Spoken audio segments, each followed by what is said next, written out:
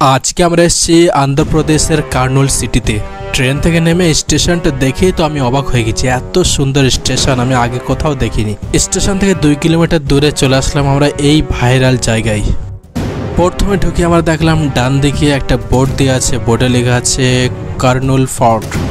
এই ফোর্টের বিষয়ে কিছু লেখা আছে, ইতিহাস, ওটা দেখে নিতে পারবে। এই জায়গাটার সাথে পরিচয় করে দিই, না হলে তোমরা কিছুই বুঝতে পারবে না। দেখো, এই জায়গাটার নাম হচ্ছে কন্ডারেড্ডি ফোর্ট বা কন্ডারেড্ডি বুরুজু। আর এইখানে কিন্তু সাউথের বড় বড় সুপারস্টারদের মুভি শুটিং হয়। আমি অনেক খুঁজে পর কালেক্ট করলাম, সেগুলো তোমাদের একটু দেখিয়ে দিচ্ছি।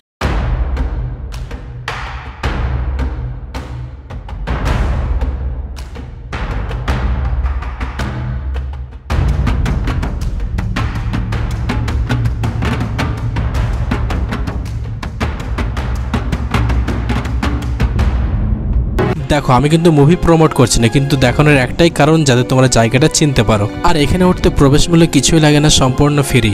আমি ওপরে উঠে ভালোভাবে দেখলাম দেয়ালগুলো পাথর এবং কাদা দিয়ে তৈরি।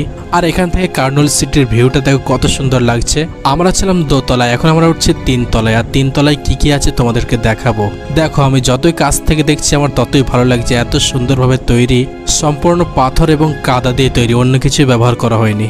এই দুর্গটি তৈরি করেছিল দ্বিতীয় দেবরায় এবং অচ্যুত রায়। এই দুর্গটি 1530 সাল থেকে নিয়ে 1542 সালের মধ্যে তৈরি করা হয়েছিল।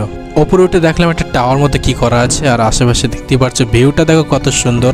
এখান থেকে কার্নুল সিটির ভিউটা জাস্ট ওয়াও, মাশাআল্লাহ, কত সুন্দর লাগছে। আমাদের এখানে আসার কোনো প্ল্যান ছিল না, হঠাৎ করে চলে আসলাম।